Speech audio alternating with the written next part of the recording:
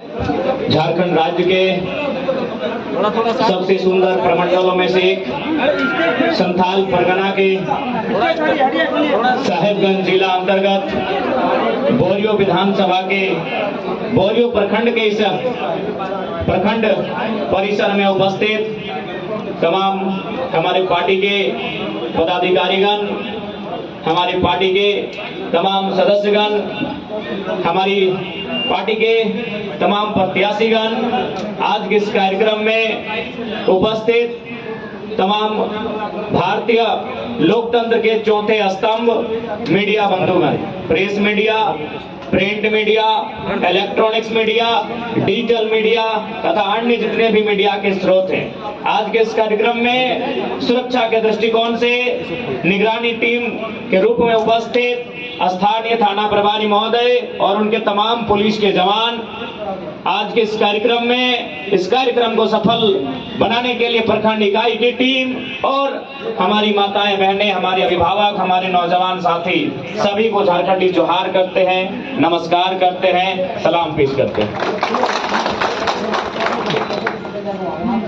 ये धरती जब भी संथाल परगना को लोग याद करते हैं तो केवल भारत में ही नहीं, संथाल परगना के चर्चे पूरे विश्व में किए जाते हैं। ये वही संथाल परगना की धरती थी जहां 1855 में सिद्धू कान्हो, चांद भैरव, फूलो झानो के नेतृत्व में अंग्रेजों के खिलाफ विद्रोह किया गया था। यही बगल में भागलपुर का क्षेत्र है जहां तिलका मांझी को बरगद के पेड़ पर फांसी पे टांगा गया था। यानी आज झारखंड के लोगों ने एक लंबी लड़ाई लड़ी है, झारखंड के लोगों ने एक लंबे यातना का दौर को देखा है, झारखंड के जनमानस ने एक दमन दोहन का दौर देखा है, एक अन्याय और अत्याचार का दौर देखा है और उसी के खिलाफत होकर एक अलग झारखंड राज्य का निर्माण किया है। आज अगर इस झारखंड राज्य निर्माण की बात करें तो गुरुजी का नाम आता है, लेकिन आपको जानकारी होना चाहिए गुरुजी को संथाल परगना भेजने वाले शख्स का नाम विनोद बिहारी महतो था। गुरुजी का घर रामगढ़ जिला है, यदि आप नहीं जानते हैं, हमारी माताएं बहनें जो बैठी हैं, गुरुजी दिसम गुरु का घर रामगढ़ जिला है जो बोकारो और रांची के बीच पड़ता है।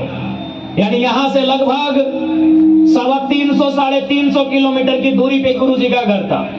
गुरुजी की मुलाकात एक दिन एक वकील से होती है। गुरुजी का कोई केस का मामला था, कुछ लोगों ने गुरुजी को सताने का काम किया था, उनकी जमीन को लूटने का काम किया था, जैसा आज आदिवासियों के साथ आज भी हो रहा है। आज भी हमारी जमीन लूटी जा रही है, आज भी बड़े अधिकारी हमारी बात नहीं सुनते हैं, आज भी पूंजीपति लोग हमें सताने का काम करते हैं। तो ठीक ऐसा ही हुआ था किनके साथ? गुरु दिसम गुरु शिबू सोरेन जी के साथ। तो उन्होंने प्रयास किया कि भाई केस से, क्योंकि उन्होंने सुने उसके बाद बड़ा अच्छा हिसाब लिया था जिन्होंने उनके साथ अन्याय किया था, तो उनको लगा कि अब हम कहीं पुलिस की गिरफ्त में ना हो जाए, तो इस गिरफ्त से बचने के लिए हमें एक अच्छा वकील की आवश्यकता है। और उस समय विनोद बिहारी महतो एक बहुत नामी वकील हुआ करते थे। तो विनोद बिहारी ने गुरुजी को एक ही संदेश भिजवाया था कि देखिए शिबू जी, यदि आप किसी तरह बलियापुर आ गए, विनोद बाबू का घर है बलियापुर, उनका घर है गोला, यानी गोला से बलियापुर की दूरी भी लगभग 100 किलोमीटर से ज्यादा है। तो गुरु जी को एक संदेश दिया कि आप किसी तरह जंगल के रास्ते अगर बलियापुर आ जाते हैं तो आपको बचाने का जिम्मा हमारा होगा। गुरु जी रात के अंधेरे में अपने घर से चलते हैं, बोकारो को पार करते हैं, धनबाद को पार करते हैं, बलियापुर प्रवेश करते हैं। और ऐसा इतिहास कहता है कि गुरु जी को ना केवल विनोद बाबू ने संरक्षण दिया, उनसे कहा कि आप सबसे पहले संथाल परगना जाइए, वहां सबसे ज्यादा संथाल लोग रहते हैं, उनको आपकी जरूरत है। गुरु जी संथाल परगना आते हैं, गांव गांव भ्रमण करते हैं, कभी साहेबगंज, कभी गोड्डा, कभी जामताड़ा, कभी दुमका, कभी पाकुड़, यहाँ के लोगों को एकजुट करते हैं, यहाँ के लोगों को समझाते हैं कि हमारी ये माटी हमारी है, ये माटी हमारी माँ के समान है, हमने अंग्रेजों से इसे बचाया है, अब हमें इसे बिकू लोगों से बचाना है, अब इसे हमें कॉर्पोरेट से बचाना है, महाजनों से बचाना है, सूदखोरों से बचाना है। गुरुजी गांव गांव जाते हैं और आज विनोद बिहारी महतो, दिसम गुरु शिबू सोरेन, कॉमरेड ए.के. राय, जयपाल सिंह मुंडा, कार्तिक उराव, शहीद निर्मल महतो, असंख्य बलिदान के बाद, असंख्य संघर्ष के बाद हमें एक झारखंड राज्य मिलता है। इस झारखंड राज्य को बनाने में आप बहुत सारे लोग यहाँ बैठे हैं जिनके घर से किसी ने जेल का, किसी ने मुकदमे का सामना किया है, किसी ने पुलिस की लाठी का सामना किया है कि नहीं? ये झारखंड राज्य ऐसे नहीं बना है। लेकिन आज जब हम यहाँ पर आए, सबसे पहले मेरी नजर गई दादी लोग पे, जो दादी लोग आगे बैठी हैं। हाँ दादी, आपके ऊपर मेरी सबसे नजर, मैंने आपको देखा कि आज भी इस उम्र में भी आप हाट बाजार आए हैं। क्या लेके आए हैं दादी? पत्ता लेके आए हैं, दोना लेके आए हैं, यही ना बेचने आए हैं? मेरी सबसे पहली नजर दादी लोग के पास गई, जो आज 60 साल की उम्र में, 70 साल की उम्र में, जिस उम्र में इन्हें घर में अपने नाती को, अपने पोता को गोद में खिलाना चाहिए था, आज भी झारखंड की आदिवासी महिलाएं आज 15 किलोमीटर, 20 किलोमीटर, 5 किलोमीटर पैदल चल के हाट आती है। कोई पत्ता बेचने आती है, कोई दोना बेचने आती है, कोई दतवन बेचने आती है। बताइए, इससे ज्यादा आप कुछ बेचते हैं क्या हमने इसी दिन के लिए झारखंड राज्य लिया था? बताइए, आप ही बताइए कि हमने इसी दिन के लिए झारखंड राज्य लिया था। आज भी झारखंड की एक आदिवासी महिला 70 साल, 80 साल की उम्र में दतवन बेचने का काम कर रही है, आज भी दोना बेचने का काम कर रही है। और चलिए, हमारा धनबाद बोकारो, बड़े बड़े बिजनेसमैन, बड़े बड़े उद्योगपति, बड़े बड़े माफिया एक दिन में अरबों का कोयला बेच रहे हैं। ये हमारे झारखंड की तस्वीर है, ये हमारे झारखंड की तस्वीर है। एक दिन में क्या बताइए, हम मेहनत करके जंगल जाते हैं, पत्ता तोड़ के लाते हैं, दतवन तोड़ के लाते हैं, लकड़ी चुन के लाते हैं, उसे मार्केट में ले जाके बेचते हैं। कितना रुपए मिलता है? ए दादी लोग बताइए, आप कितना रुपए मिलता है? 100, 150, 200, 300, इतना है ना?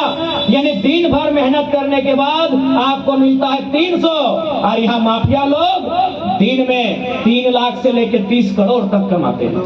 ये मेरे झारखंड की तस्वीर है। इसलिए इस राज की तस्वीर को आपको बदलना होगा। इस राज की तस्वीर को 2 चीजों से बदल सकते हैं, या तो मतदान से, या तो उलगुलान से। हम चाहेंगे कि पहली तस्वीर, पहला प्रयास मतदान से हो, यानी अच्छे नेताओं को चुनना है। आज आपके बीच आएंगे, यही हेमंत बाबू आएंगे, क्योंकि आदिवासी समाज में उनको लोग बहुत मानते हैं। आके आपसे कहेंगे कि हम आदिवासी का बेटा है, आदिवासी का भाई है। लेकिन एक बात जान लीजिए, उनसे भी हिसाब लीजिएगा कि हेमंत बाबू, हम लोगों ने सरकार इसलिए बनाया था कि हमारी माँ बहन को सम्मान मिले, हमारे नौजवानों को रोजगार मिले। 1000 रुपए मैया सम्मान योजना के लिए हमने सरकार नहीं बनाया था। आज हेमंत सोरेन जी की पत्नी क्या है आपको मालूम है? गांडे की विधायक है। उनको विधायक बनने में कितना खर्चा हुआ मालूम है? 10 करोड़। एक विधायक बनने में, केवल कल्पना मैडम जी का विधायक बनने में खर्चा हुआ 10 करोड़। बताइए, अगर वो 10 करोड़ अगर वो गरीब गुरबों के लिए इन्वेस्ट करते, छोटे छोटे लघु उद्योग, छोटे छोटे कुटीर उद्योग या छोटी छोटी योजनाओं में अगर वो पैसा लगाते, तो बताइए 10 करोड़ में कम से कम 1000 को आदिवासी का घर चलता कि नहीं चलता? ये केवल बताते हैं कि हम आदिवासी का बेटा है, आदिवासी की सरकार है। लेकिन हमको लगता है आदिवासी की सरकार नहीं, सरकार में केवल उनका परिवार है। ये तो भला हो दीदी, ये तो भला हो कि हेमंत सोरेन, बसंत सोरेन और सीता सोरेन का बेटा और बेटी है ना, उसका उम्र 25 साल पार नहीं हुआ है। नहीं तो उसी परिवार में और 5 को विधायक होता। आप केवल वोट देते, 15 किलोमीटर पैदल चल के आते, जंगल जाते, लकड़ी चुन के लाते, हाट में बेचते, और बस वही गरीबी में हम लोग का जिंदगी चल रहा है। सही बोल रहे हैं। जिस दिन हेमंत सोरेन जी, बसंत सोरेन जी और सीता सोरेन जी, इनका बेटा और बेटी को उम्र जिस दिन 25 साल पार होगा, वो विधायक होंगे। इस दिन के लिए झारखंड राज्य आपने नहीं बनाया था। इस दिन के लिए हमने झारखंड राज्य नहीं बनाया था। एक परिवार के लिए झारखंड राज्य नहीं बना था। ये झारखंड राज्य 3.25 करोड़ की आबादी के लिए बना था। ये झारखंड राज्य उनकी सुख सुविधा के लिए बना था। ये झारखंड राज्य उनके हक अधिकार के लिए, उनके न्याय के लिए बना था। लेकिन आज ऐसा लगता है कि झारखंड राज्य कुछ परिवारों का झारखंड राज्य बन के रह गया है। ये झारखंड राज्य हमने 81 विधायक बनाने के लिए अलग नहीं किया था। ये झारखंड हमने 81,000 नौजवानों को रोजगार देने के लिए अलग किया था। लेकिन आज हमें काफी विधायक बना के रह गए। यही हमें लगता है बहुत सारी भाई लोग हैं जो आज सीजीएल की तैयारी कर रहे हैं। कितने भाई हैं जो कॉलेज के छात्र हैं, हाथ खड़ा कीजिए। इतने हैं। बहन लोग, आप लोग कितनी हैं जो कॉलेज जाती हैं? आप लोग कॉलेज नहीं जाती हैं? अच्छा, स्कूल वाली हैं। आज सीजीएल को लेकर बच्चे धरने में बैठे हैं। आज सीजीएल में 25 से लेकर 30 लाख में पेपर लीक हुआ है। आप बताइए, इस बोरियो के क्षेत्र से मैं आपसे पूछना चाहता हूं, कितने माता पिता ऐसे हैं जो अपने बच्चों के लिए 25 लाख में नौकरी खरीद के देंगे? अरे आप तो छोड़िए, यहाँ हमारे पुलिसकर्मी भैया लोग हैं, छोटा बाबू है, बड़ा बाबू है, मैं इनसे पूछता हूँ, क्या ये लोग 25 लाख 30 लाख में अपने बेटे के लिए नौकरी खरीद पाएंगे? ये पुलिस में है, इनको शायद सरकार 50,000 रुपए तनख्वाह भी देती है, लेकिन 25 लाख में अपने बेटे के लिए नौकरी ये भी नहीं खरीद पाएंगे। तो हम और आप तो हाट बाजार करने वाले हैं, कहां से उनके नौकरी को खरीद पाएंगे? क्या गलत बोल रहे हैं? 25 नहीं, 27 लाख में पेपर लीक का मामला सामने आया है। जब पकड़े गए, उन्होंने खुद स्वीकार किया है कि 27 लाख में धांधली हुआ है। बताइए, कितने लोग हैं जो 27 लाख में अपना बेटा के लिए, अपनी बेटी के लिए एक नौकरी खरीद के ला के देंगे? इसलिए आप इस भूल से आपको आना होगा कि हेमंत सोरेन जी आदिवासी के हितैषी हैं। वो केवल और केवल अपने परिवार के हितैषी हैं। बस इंतजार है कि कब उनके परिवार में और उनका बेटा, उनका भतीजा, उनकी बेटी 25 साल की उम्र पार करे। मैं आपको गारंटी देता हूं, जिस दिन 25 साल की उम्र पार होगी, वे विधायक का चुनाव लड़ेंगे। अभी आपको तय करना है कि आपको इसी प्रकार हाट बाजार में जाके दतवन बेचना है, पत्ता बेचना है, इसी प्रकार लाचारी बेबसी में जीना है, या लड़के जो झारखंड हमने लड़के लिया था उसी प्रकार अपना अधिकार लड़के लेना है। ये आपको तय करना है। आपको तय करना है कि झारखंड राज्य क्यों बना था। इसलिए आज हम लोग स्पष्ट कहना चाहेंगे कि झारखंड राज्य तो हमें मिला, लेकिन यहाँ के आदिवासियों की मांग थी सरना धर्म कोड, आज तक नहीं मिला।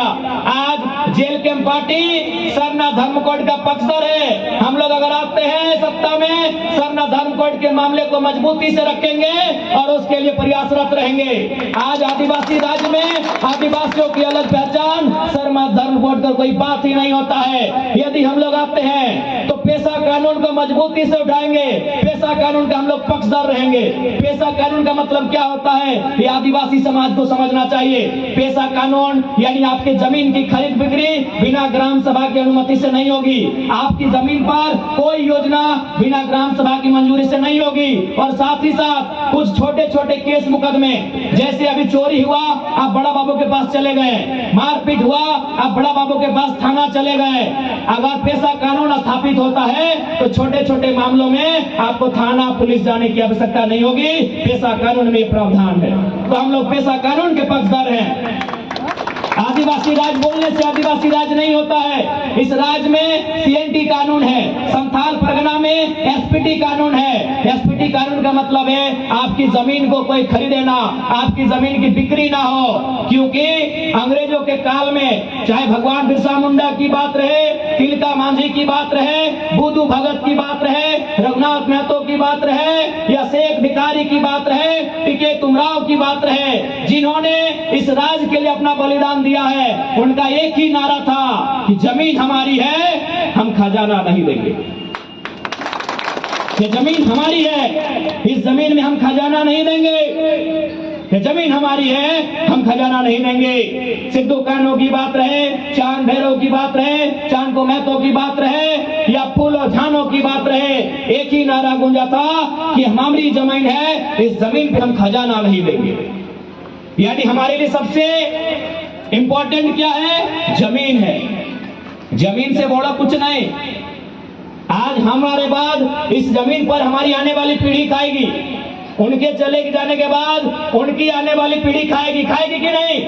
देखिए माताएं बहनें, हमारे अभिभावक संपत्ति दो प्रकार की होती है। और यहाँ जितने लोग आए हैं, चाहे मीडिया के कर्मी हो, चाहे मंच में हमारे नेतागण हो, चाहे बगल में हमारे पुलिस वाले भैया लोग हैं, चाहे आप जो नीचे बैठे हाट बाजार करने वाले, सबकी इच्छा होती है संपत्ति अर्जित करने की, कि मेरा कुछ संपत्ति बने। संपत्ति दो प्रकार की होती है। चल संपत्ति, चल संपत्ति का मतलब ये मोबाइल, ये छाता आपका चल संपत्ति है। ये जो आपने नाक में पहना है, गले में पहना है, ये चल संपत्ति है। आपके जेब में जो बटुआ है वो चल संपत्ति है। आप जिस गाड़ी में भी महंगी महंगी गाड़ियां, ये चल संपत्ति है। इसका ठिकाना नहीं है। आज अगर बोरियों में है तो कल दुमका में मिलेगा। एक ही चीज का ठिकाना है, ये जमीन का टुकड़ा आज भी बोरियों में है और 100 साल बाद भी बोरियों में रहेगा। और हमारी लड़ाई इसी जमीन के टुकड़े की लड़ाई है। झारखंड, झारखंड में क्या लिखा है? झारखंड। झाड़ मतलब क्या होता है? जंगल, और खंड मतलब जमीन का टुकड़ा। ये जमीन के टुकड़े की लड़ाई है कि आप हमसे हमारी जान ले लो, हम दे देंगे, लेकिन जमीन का टुकड़ा नहीं देंगे। इसी जमीन के टुकड़े में हमारे बाप दादाओं ने फसल उगाया है और अपने परिवार का भरण पोषण किया है। हमारी असल लड़ाई ये जमीन के टुकड़े की है। इसलिए आज आपसे कहेंगे, आज केवल और केवल ये लोग ठगने का काम करते हैं। जब से मुख्यमंत्री मैया सम्मान योजना लेके आए, ये बीजेपी वाले भी योजना लेके आए, दीदी गोगो योजना, मैं चाहूंगा स्थानीय थाना प्रभारी महोदय संज्ञान ले। और जो लोग उस प्रकार का कैंप लगा रहे हैं, चूंकि ये जिला का आदेश है, जिला कार्यालय का आदेश है कि गोगो दीदी नाम की कोई योजना नहीं चल रही है, तो जो लोग कैंप लगा रहे हैं उनको जेल के अंदर डालिए। हमारी झारखंड की जनता को गुमराह करने को उन्हें कोई हक नहीं है। हमारी भोली भाली जनता को भलाने को उन्हें कोई हक नहीं है। इसलिए मैं स्थानीय थाना प्रभारी महोदय सामने है, आपसे मेरा विनती होगा कि जो लोग दीदी गोगो योजना के नाम पर फॉर्म भरवा रहे हैं, उस कैंप में आप घुसिए, उन्हें डंडे से मारिए और जेल में बंद कीजिए। उन्हें हमारी भावनाओं से खेलने का कोई हक नहीं है। इन्होंने मजाक बना के रख दिया है। झारखंड का सीएम इसलिए झारखंड का सीएम और दीदी लोग, यदि मुख्यमंत्री की पत्नी, क्योंकि आप मुख्यमंत्री घर में रहते हैं, कल्पना भाभी ने जिम्मा संभाला है, यदि कल्पना भाभी आएंगी आपसे मिलने, ठीक है, आपकी बहू है, सम्मान कीजिए उनका, तिलक लगाइए, पांव धुलाइए, जो भी आपका नियम है कीजिए। लेकिन एक सवाल पूछिएगा कल्पना भाभी से कि भाभी आप 1000 रुपया दे के इतना महिमा मंडन कर रही है, आप अपनी इतनी बड़ाई कर रही है, जैसे आपने हमको बहुत बड़ा कोई उपहार सोना चांदी दे दिया है। उनसे पूछिएगा कि बताइए तो भाभी आपकी सैलरी कितना है? ठीक है, आप हमको 1000 रुपया दे रहे हैं ना, 1000, बताइए आपकी सैलरी क्या है? मालूम है उनकी सैलरी 3 लाख है। आज के डेट में विधायकों की सैलरी क्या है? 3 लाख है। उस हिसाब से हेमंत सोरेन जी की तनख्वाह 3 लाख, बसंत सोरेन जी की तनख्वाह 3 लाख, सीता सोरेन जी की तनख्वाह 3 लाख, कल्पना सोरेन जी की तनख्वाह 3 लाख, और उनके पिताजी गुरुजी राज्यसभा सांसद हैं, उनकी भी तनख्वाह 3 लाख। तो 5 दिया 15 लाख, यानी उनके परिवार को जा रहा है 15 लाख, और आपको दे रहे 1000, और मंच में आके कह रहे हमने बहुत बड़ा काम किया। अभी आपको सोचना है, ये आपको समझना है, ये आपको समझना है भैया कि उन्होंने कितना बड़ा काम किया है। अच्छा एक बात बताइए, मैया लोग का सम्मान कहाँ है? पहला बात, मैया का सम्मान मैया के सम्मान में नहीं है। मैया का सम्मान उसके भैया के सम्मान में होता है।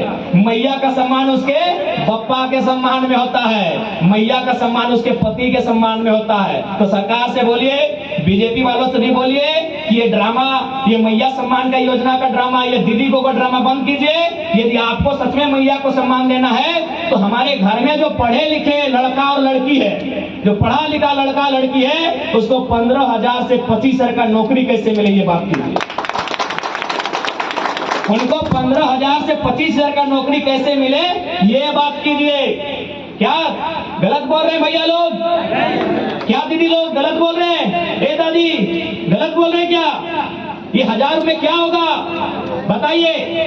1000 रुपया में आपका राशन होगा, दाल चावल होगा, नमक होगा, तेल होगा, क्या होगा 1000 में? इसीलिए कहिए कि ये घकोसला, ये ड्रामा मत कीजिए। हमें दीदी को वो योजना भी नहीं चाहिए, हमें मैया सम्मान भी योजना नहीं चाहिए। आप उस पैसे से कि हमारे पढ़ने लिखने वाले नौजवानों को, चाहे वो लड़का रहे चाहे लड़की रहे, उसको 15,000 से 25,000 तक का महीना मिले, ऐसी व्यवस्था की थी। अब ऐसा नहीं आप सोचिएगा कि इस राज्य में पैसा नहीं है। इस राज्य में अगर पैसा नहीं है तो कहीं नहीं है, लेकिन सवाल है कि आपका पैसा है कहाँ? आपका पैसा नेताओं के दरबार में है, आपका पैसा भ्रष्ट IAS IPS की तिजोरी में है, आपका पैसा बेईमान कॉर्पोरेट की जेब में है। इस राज्य में अगर पैसा नहीं है तो क्या बंगाल में मिलेगा, बिहार में मिलेगा? अरे झारखंड जहां कोयला है, झारखंड जहां पत्थर है, झारखंड जहां यूरेनियम है, थोरियम है, ब्रोमाइट है, क्रोमाइट है, बॉक्साइट है, आयरन है, स्टील है, गैस है, बारूद भी है झारखंड में। यदि झारखंड में नौकरी नहीं है तो क्या बंगाल और बिहार में मिलेगा? बताइए। झारखंड में पैसा है, आपका पैसा नेता ऐश कर रहे हैं। जैसे अभी मुख्यमंत्री जी को एक दिन मन किया कि चलिए क्रिकेट खेलेंगे, पता है कितना खर्चा हुआ था? 70 लाख। 70 लाख में एगो योजना आ जाएगा, 70 लाख में एगो पंचायत में योजना आ जाएगा। मालूम है अभी झारखंड में जो मंत्री लोग हैं 11-12 को, उनका घर कितना में बना है? 6 करोड़ में। आपका घर कितना में बनता है? 1,25,000। तो चलिए यही गुना भाग करते हैं, 6 करोड़ यानी 6 के बाद 7 को 0 और 1,25,000, 0 0 काटिए, 125 और ऊपर में जो है इसको गुना भाग कीजिए, 480 रिजल्ट आता है। यानी 480 को परिवार को जो आवास मिलता, एक मंत्री हड़प के बैठा है और बोलता है खजाना खाली है। कोई खजाना खाली नहीं है, आपका हिस्सा मंत्री की तिजोरी में है। मुख्यमंत्री ने इस वर्ष कैगो फॉर्च्यूनर लिया है मालूम है आपको? कितना लिया नहीं जानना होगा आपको। राज्य की संपत्ति होंगे, बापूजी की संपत्ति नहीं है। इस बार मुख्यमंत्री महोदय ने 20 फॉर्च्यूनर लिया है। एक फॉर्च्यूनर का दाम होता है 50 लाख से 60 लाख, तो 20 गुना 50 लाख कीजिए और हिसाब देखिए कितना होता है। इस राज्य में पैसा है, इस राज्य में सब कुछ है। क्या नहीं है? नेताओं की सद्बुद्धि नहीं है, नेताओं की नीयत नहीं है। और कहां से रहेगा? आधा से ज्यादा मैट्रिक फेल है, आधा से ज्यादा मैट्रिक फेल है। मालूम है कि नहीं? 12 गो में 6 गो मंत्री नॉन मैट्रिक हैं। कहां से इनके पास प्लानिंग रहेगा, कहां से इनके पास डिजाइनिंग रहेगा? ये बोलते हैं पैसा नहीं है, भरपूर पैसा है। अभी समझाते हैं पैसा कहां है। अच्छा बताइए, इससे पहले जो बीजेपी की सरकार थी, आपके जो बच्चे स्कूल जाते थे, उनका स्कूल का ड्रेस कौन रंग का था? लाल रंग का था, थोड़ा सा कत्था, जो अभी हम लोग दुर्गा पूजा में घर में उस रंग पर लगाते हैं, टीका फोका, कत्था रंग का था। अच्छा एक बात बताइए, यहाँ जितने भैया लोग आए हैं थोड़ा देखिए तो कितने लोग कत्था फुल पैंट पहन के आए हैं? एक भी नहीं। इसका मतलब क्या है कि कत्था रंग प्रचलन में नहीं है। हेमंत सोरेन ने कौन रंग लेके आए? हरा। चेक कीजिए तो कितना लोग हरा जींस पहन के आए हैं? एक भी नहीं। इसका मतलब क्या है कि हरा रंग भी मार्केट में अवेलेबल नहीं है। इसका मतलब क्या है, एकदम समझिएगा कि यदि सरकार नीला रंग का कपड़ा लेके आती, यदि सरकार व्हाइट कलर का कपड़ा लेके आती, यदि सरकार काला रंग का कपड़ा लेके आती, तो उस रंग का कपड़ा सिंह जी के दुकान में भी मिलता है, पांडे जी के दुकान में भी मिलता है, राय जी के दुकान में मिलता है, टूडू जी के दुकान में भी मिलता है, सोरेन जी के दुकान में मिलता है, भगत जी के भी दुकान में मिलता है, और अंसारी जी और महतो जी के दुकान में वो रंग का कपड़ा मिलता है। यानी आप मार्केट में कहीं खरीद सकते हो। तब सरकार क्या करती है, सुनिए कैसे घोटाला करती है। जब नई सरकार आती है, सबसे पहले वो अपने IAS को जिम्मा देती है कि कैसे कमाना होगा। तो फिर वो क्या करती है, एक कपड़ा बनाने वाली कंपनी से बात करती है कि भाई आपको हम 6 महीना का टाइम दिए, एक ऐसा कपड़ा लेके आइए जो मार्केट में नहीं है। अब वो लेके आई हरा रंग का कपड़ा।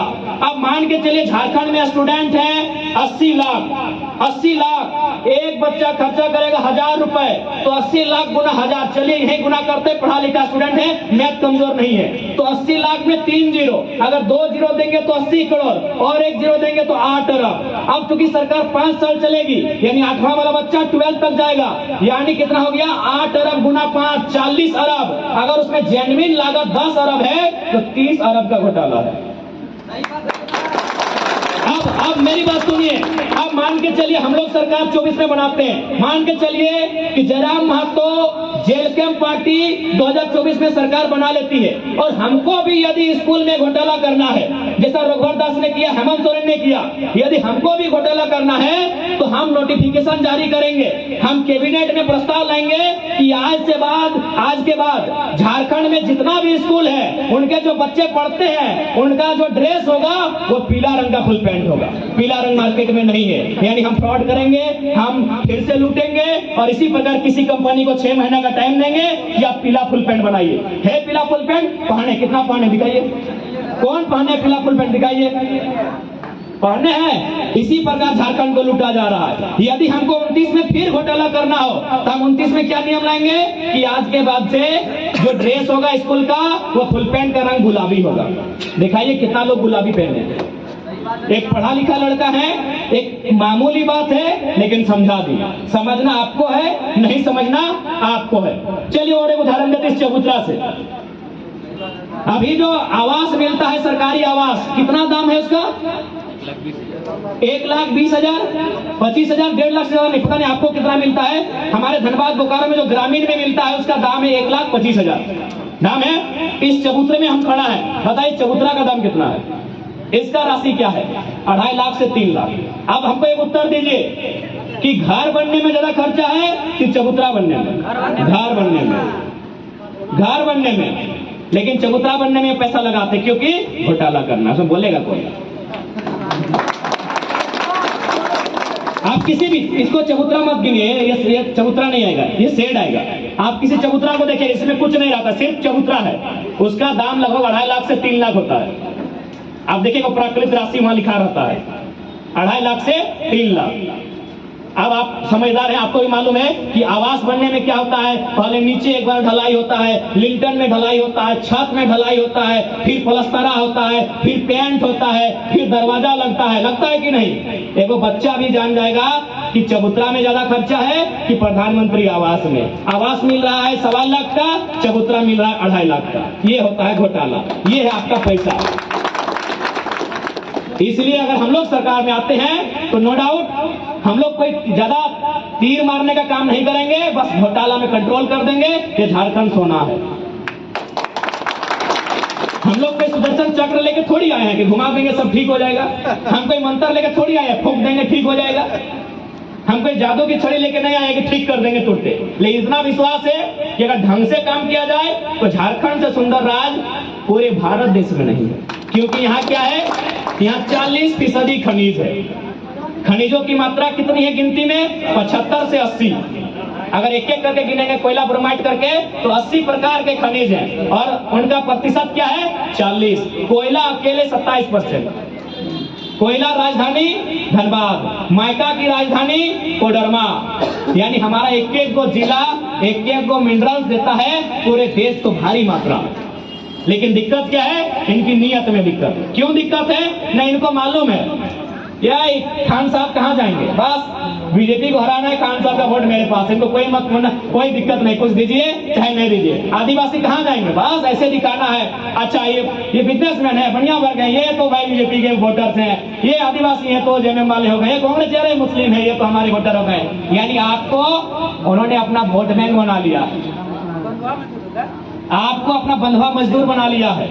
एक बात स्पष्ट जान लीजिए, अब तो चुनाव मुद्दा में होता ही नहीं है। अब तो शिक्षा की बात करते ही नहीं है, रोजगार की तो बात करते ही नहीं है। वो 5 सालों में क्या करेंगे वो तो बात करते ही नहीं है। अब चुनाव पार हो जाता है, इंडिया पाकिस्तान, हिंदू मुसलमान, इसी में पूरा चुनाव पार हो जाता है।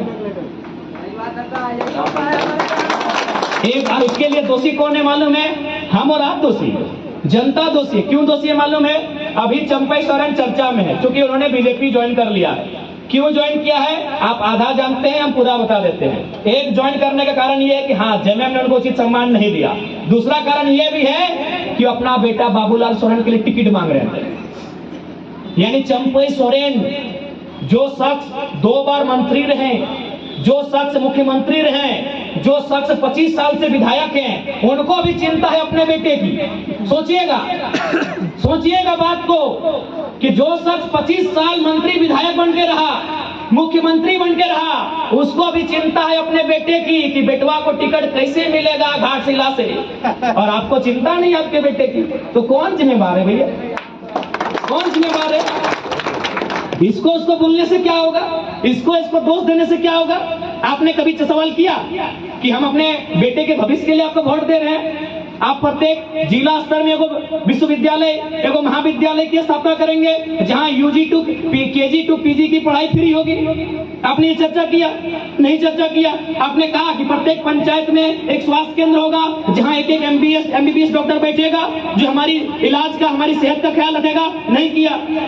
आपने बस यही देखा कि इंडिया बोल रहा है बीजेपी वाला, पाकिस्तान बोल रहा है ये वाला, हिंदू का पक्ष ये ले रहा है, मुसलमान का पक्ष ये ले रहा है, मुद्दा का पक्ष कौन ले रहा है आपने चर्चा ही नहीं किया।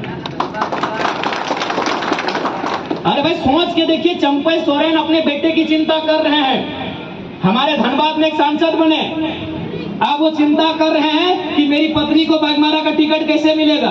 गिरिडीह के सांसद को चिंता है कि रामगढ़ से मेरे बेटे को टिकट कैसे मिलेगा, है कि नहीं है? अरे निशिकांत दुबे जी को चिंता है कि इस बार हम तो सांसद 4 बार बनिए गए, 3 बार, अब हमारी वाइफ को टिकट कैसे मिलेगा, जर्मनी तरफ दे देते हैं। उनको भी चिंता है अपनी पत्नी की, उनको भी चिंता है अपने बच्चों की। अभी मुख्यमंत्री ने क्या किया? अगर ये आदिवासी का हितैषी थे तो कल्पना सोरेन के जगह कोई सरिता सोरेन को विधायक बना देते। उनको भी चिंता है कि मेरी पत्नी विधायक कैसे बने। अभी सीता सोरेन जमा से अपनी बेटी को चुनाव लड़ाएंगी, 3 बार की विधायक, पूरा परिवार विधायक सांसद, फिर भी उनको चिंता है मेरी बेटी विधायक कैसे बनेगी। लेकिन आम जनता को चिंता है, चिंता नहीं है कि मेरा बेटा का शिक्षा का बजट क्या होगा, मेरी बेटी नर्स बनेगी उसका बजट क्या होगा, मेरे बेटे को 24 साल होने के बाद एक प्राइवेट भी नौकरी लगेगा तो उसका महीना का रेट क्या होगा, इस बात की चिंता ही नहीं है आपको। इसीलिए आज भी हम धक्के खा रहे हैं, आज भी हम लात जूते खा रहे हैं। तो इसलिए एक बार यदि आपको विश्वास लगता है तो इस राज्य में हमें मौका दीजिए, इस राज्य को हम लोग बदलेंगे। और कैसे बदलेंगे ये हमने पूरी दुनिया के सामने कहा है, अग्रेशन से बदलेंगे। इंटरव्यू देखा था ना आपने कॉन्क्लेव में 10 घंटा, कौन कौन से?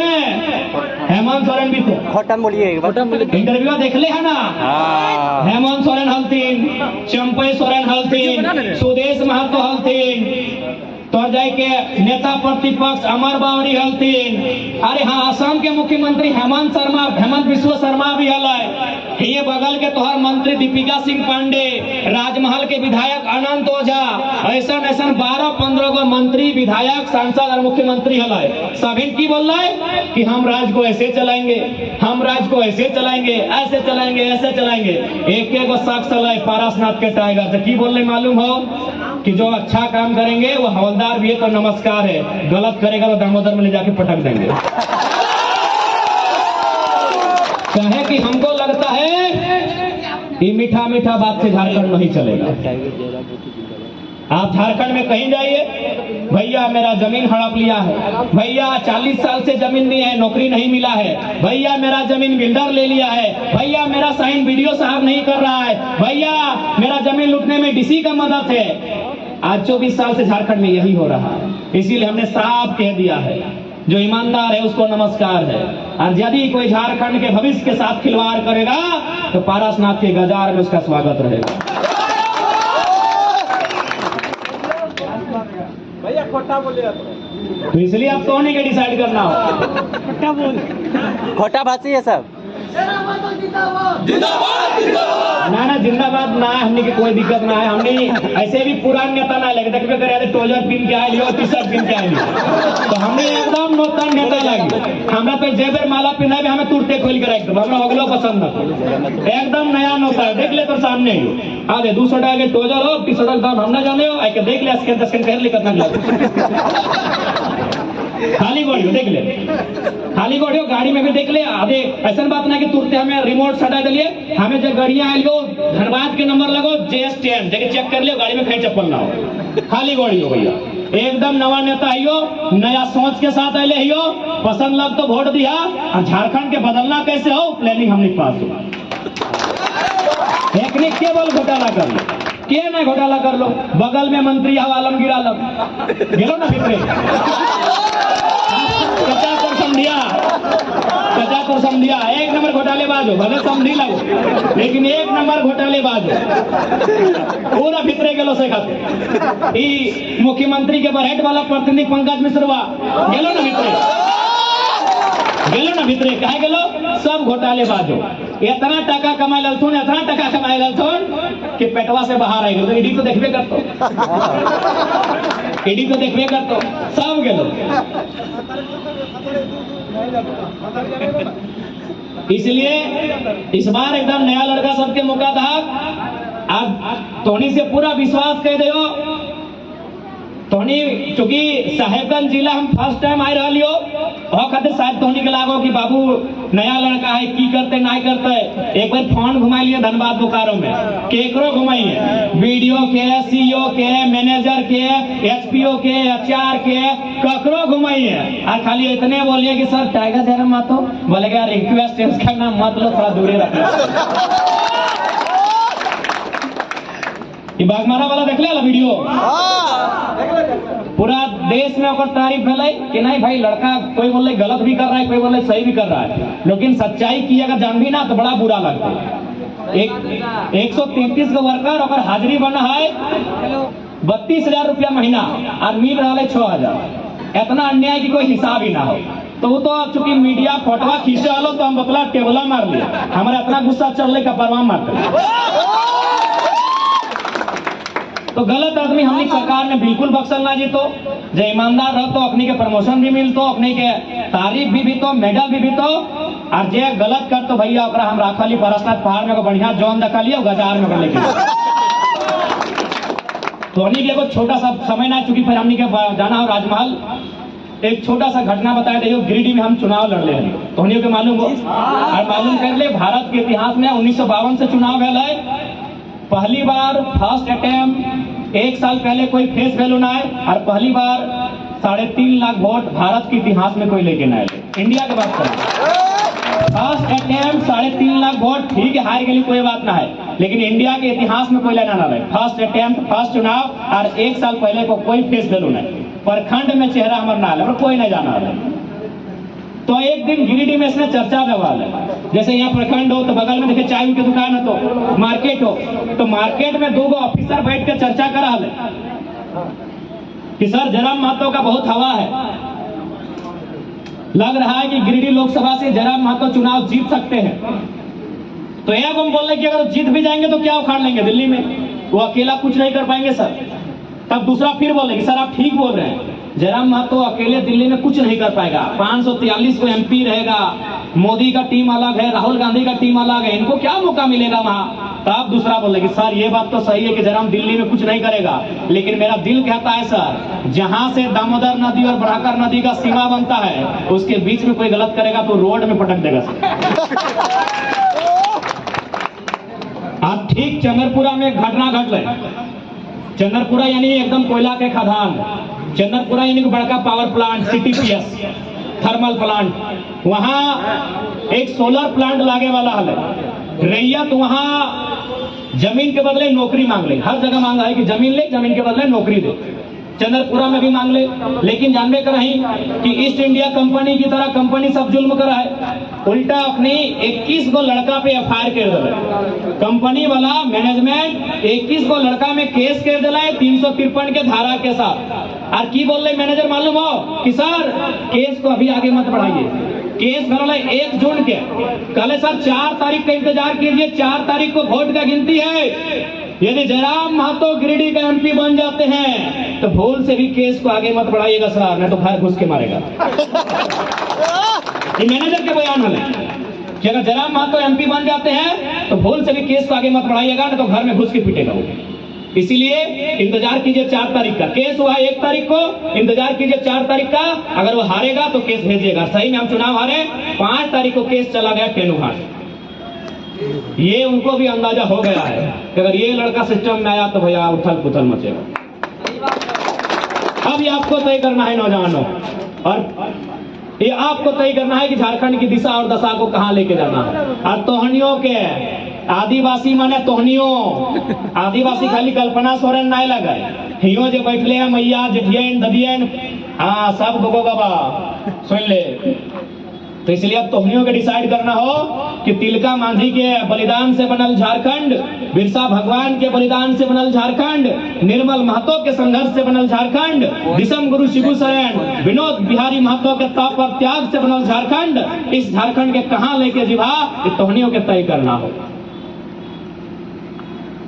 तो ज्यादा समय नहीं लेवो, हमने स्पष्ट कह दियो, बस नियत होना चाहिए, नियत साफ, झारखंड के विकास के रास्ता साफ। और इस बार का मीडिया वाले लोग याद रखिएगा भैया लोग, इस बार का चुनाव परिणाम क्या होगा मुझे नहीं मालूम, इस बार के चुनाव का परिणाम क्या होगा मुझे नहीं मालूम, लेकिन इस बार का चुनाव में इतिहास लिखा जाएगा। क्यों लिखा जाएगा मालूम है? न एक तरफ जहां नरेंद्र मोदी जी हेलीकॉप्टर से उतरेंगे प्रचार के लिए, दूसरे तरफ राहुल गांधी जी उतरेंगे हेलीकॉप्टर से प्रचार के लिए, और उनका सामना कौन करेगा? स्कॉर्पियो की छत में खड़ा होकर 29 साल का लड़का करेगा। उनको बाप बाप कराएंगे भैया, उनको बाप बाप कराएंगे स्कॉर्पियो के छत में खड़ा होकर। उनकी हेलीकॉप्टर यात्रा को उत्तर स्कॉर्पियो के छत से देंगे, ये इतिहास में लिखा जाएगा। और आपकी जानकारी के लिए बता दें, हमने जो 8 सभा लोकसभा में फाइट किया था, 8.5 लाख वोट मिला। इतना वोट श्रीमान बाबूलाल मरांडी को 2019 में नहीं मिला था, जबकि वो बड़े नेता, उनकी पार्टी का रजिस्ट्रेशन है, उनका चुनाव चिन्ह भी था कंगी छाप। हमारा चुनाव चिन्ह क्या था पता है? कंफ्यूजन था। गिरिडीह में था सिलेंडर, कोडरमा में था कैंची, हजारीबाग में था हेलमेट और दुमका में था गन्ना किसान। सो हम लोग 8.5 लाख वोट लाए हैं। लगभग 12 को विधानसभा में हम लोग 50,000 वोट लेके आए हैं। 2 विधानसभा हम खुद लीड किए हैं। डुमरी विधानसभा से हम दोनों पार्टी को पानी पिलाए हैं, गोमिया में हम दोनों को पानी पिलाए हैं। इंडिपेंडेंट हम 2 विधानसभा को लीड किए हारने के बाद भी। इसलिए इस बार रखिएगा चुनाव में मोदी जी और राहुल जी के हेलीकॉप्टर का उत्तर स्कॉर्पियो के छत से देंगे। ठीक है, तो ज्यादा समय ना लेते हुए हमारी बातें आपने सुना, हम लोगों के विजन को सुना, हमारे तरीकों को आपने जाना, जितना कम समय में हम लोगों को मौका मिला। बस इतना ही कहेंगे, इस बार हम लोग का चुनाव चिन्ह है कैंची छाप। चाहे बोरियो के प्रत्याशी रहें, राजमहल के रहें, चाहे बरहाट के रहें, या महागामा के रहें, या पुरैयाहाट गोड्डा के रहें, या जरमुंडी के रहें, या दुमका के पाकुड़ के रहें, एक बार आप कैंची छाप में मोहर लगाकर झारखंड की इस नई आवाज को बुलंद कीजिएगा। झारखंड की इस नई आवाज को बुलंद कीजिएगा, बस आपसे यही अपेक्षा रखते हैं। बाकी पुनः आज के इस कार्यक्रम में उपस्थित हमारे तमाम पार्टी के पदाधिकारीगण, सवाल वाला खोलिए, साहेबगंज जिला के जिला अध्यक्ष तथा उनकी तमाम टीम, इस प्रखंड के प्रखंड अध्यक्ष तथा उनकी पूरी टीम, हमारे तमाम घोषित प्रत्याशीगण, हमारे संभावित प्रत्याशीगण, और साथ ही साथ उपस्थित हमारी माताएं, हमारी बहनें, हमारे नौजवान साथी, हमारे चचा जेठा की उम्र के अभिभावकगण, और आज के इस कार्यक्रम को अपने कैमरे में कैद करके अपने अखबार के पन्नों में स्थान देने वाले print media, electronic media, digital media, तमाम मीडिया बंधुओं को, और साथ ही साथ हमारी बातों को गंभीरता पूर्वक सुनने के लिए तमाम जितने भी हमारे पुलिसकर्मी नौजवान, हमारे भाई, हमारे तमाम इंस्पेक्टर्स और बड़ा बाबू, स्थानीय थाना प्रभारी महोदय, उनकी पूरी टीम का तहे दिल से अभिनंदन, हार्दिक अभिनंदन। उनको भी सभी को मेरा जोहार, नमस्कार, आदाब, सलाम। और आपके लिए भी कहेंगे, क्योंकि लास्ट में पुलिसकर्मी भाई लोग पे मेरी नजर गई, मैं आपके लिए भी कहना चाहूंगा, क्योंकि आपकी जो शिकायत है, शिकायत तो बहुत है, लेकिन आपकी सबसे जो पहली शिकायत है वो ये है कि साहेबगंज जिला आपका घर है, नौकरी मिला है सिमडेगा में। तो हम लोग एक प्रयास करेंगे कि आपको चौहद्दी का जिला चुनने का अवसर देंगे, क्योंकि हमको भी मालूम है आप नौकरी भले कहिए कि हम राज्य के लिए कर रहे हैं, लेकिन आपको भी मालूम है राज्य के साथ साथ अपने परिवार के लिए आप कर रहे हैं। यदि आप नौकरी नहीं करेंगे, आपको वेतन नहीं मिलेगा, आपका परिवार नहीं चलेगा, और वेतन नहीं मिलेगा तो आप भी नौकरी क्यों करेंगे? भले पत्थर की खदान में पत्थर क्यों ना तोड़े, क्योंकि सवाल पापी पेट का है भैया। भले आप ड्यूटी कर रहे हैं, भले आप सरकारी ऑफिसर हैं, लेकिन सवाल पापी पेट का है। तो इसलिए हम एक ऐसी व्यवस्था लाएंगे, हम एक ऐसा नियम बनाएंगे कि सुबह आप अपनी माँ की बीमारी का हाल भी लेंगे और शाम को झारखंड की सेवा भी करेंगे। आप रात को अपने बच्चे का होमवर्क भी चेक करेंगे और सुबह फिर अपने ड्यूटी में भी आएंगे। फिर शाम को जाकर अपनी पत्नी से उनके सुख दुख का हाल लेंगे और उनसे मोहब्बत की कुछ बातें करेंगे। हम ऐसी व्यवस्था लेके आएंगे।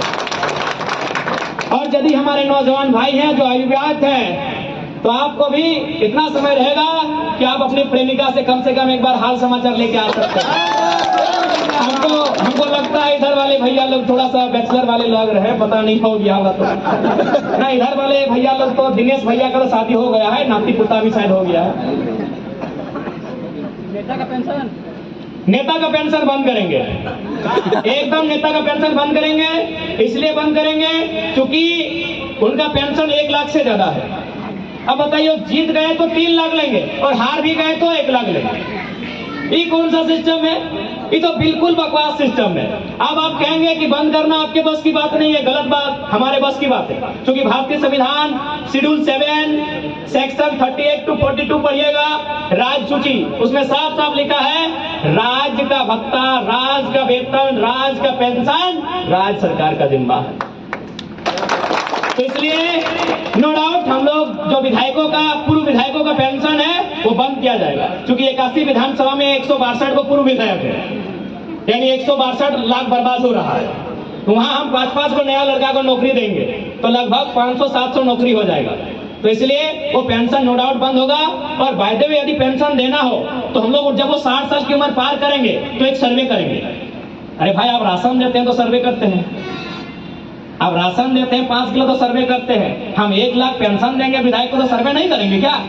तो हम 60 साल जब उनका उम्र पार हो जाएगा हम लोग सर्वे करेंगे। जैसे मान के चलिए, अगर बसंत सोरेन हार गए बरहेट का चुनाव, बसंत सोरेन हार गए, सॉरी दुमका, और हेमंत सोरेन जी हार गए बरहेट, तो हारने के बाद भी इनको 1 लाख महीना मिलेगा। फिर 29 में अगर जीत गए तो 3 लाख। तो भाई ये बिल्कुल गलत सिस्टम है, इसे हम लोग रोकेंगे। पेंशन तो बिल्कुल बंद करेंगे। चलिए, पुनः सभी को धन्यवाद, आभार, जोहार, नमस्कार, सलाम।